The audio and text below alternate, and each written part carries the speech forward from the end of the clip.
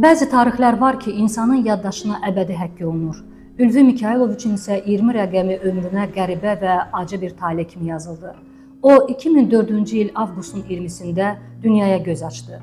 Vətənə sevgisi, arzuları, gələcəklə bağlı xəyalları vardı. Lakin ömrü 20 yaşında 2023-cü ilin sentyabrında keçirilən lokal antiterror əməliyyatları zamanı Ağdərə istiqamətində yarımçıq qaldı. Bugün Ülvi Mikayılovun doğum günüdür. Amma artıq bu tarix ailəsi üçün yalnız bir doğum günü deyil, həm də 20 yaşında vətənə əmanət etdiyi qəhrəman ömrünü xatırladan gündür.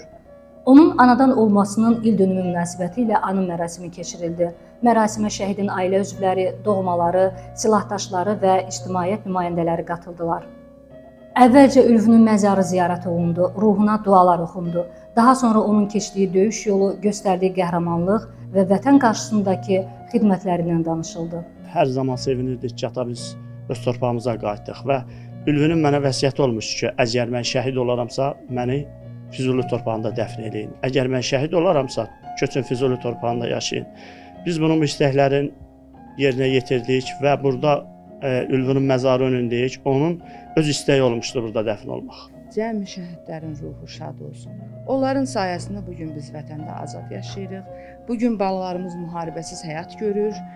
Bugün dəmir yumruq sayəsində, prezidentimin sayəsində, onun yüksək nailiyyəti, yüksək siyasəti sayəsində balalarımızın qeyrəti, balalarımızın mərdliyi sayəsində, igidliyi, qorxmazlığı sayəsində biz bugün Qarabağı azad eləmişik. Çox şükürlər olsun.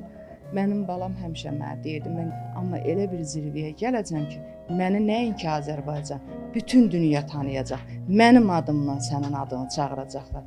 O necə demişdi, elə də oldu.